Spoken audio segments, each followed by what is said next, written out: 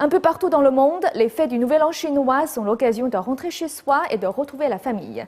Mais pour des centaines de millions de gens en Chine, le Nouvel An chinois est surtout une occasion de tester l'efficacité des transports en commun.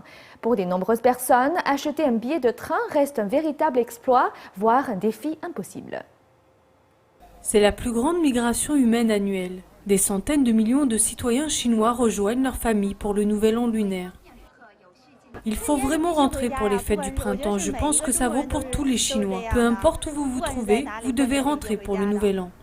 Même si le Nouvel An lunaire n'est que ce lundi, les trains et les avions et les bus étaient bondés bien avant. Chaque jour, plus de 430 bus partent, transportant près de 12 000 personnes. Le nombre de passagers cette année dépasse la capacité des transports. On doit atteindre un record. En comparaison de l'an dernier, c'est sans doute 10% de plus. Cela fait environ 3,1 milliards de personnes voyageant pendant 40 jours, selon une estimation de l'agence de presse officielle Xinhua. Dans l'espoir de faciliter les transports pendant les fêtes, le ministère de chemin de fer a lancé un nouveau service de billetterie. Mais cela ne change pas grand-chose pour les ouvriers migrants qui n'ont pas accès à Internet, comme Gao Yongshu. J'ai fait la file pendant 5 heures, mais je n'ai toujours qu'une place debout. Il ne restait pas de siège. Tout le monde les avait achetés sur Internet, mais nous ne savons pas comment faire ça. C'est trop compliqué.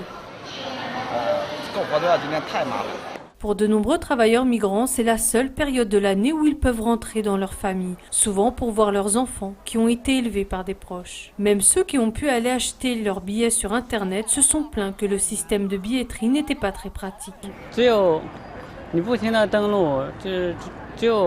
Si vous essayez de vous connecter, vous y arrivez après 20 minutes. Mais après, quand vous cliquez pour acheter vos billets, vous recevez un avis serveur occupé. Chaque fois que vous arrivez à cette étape, vous devez vous reconnecter et ça prend plus de 20 minutes.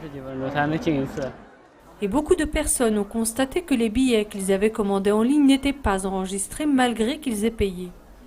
Bien que la Chine veuille agrandir son réseau de transport, le chemin vers le Nouvel An est encore loin.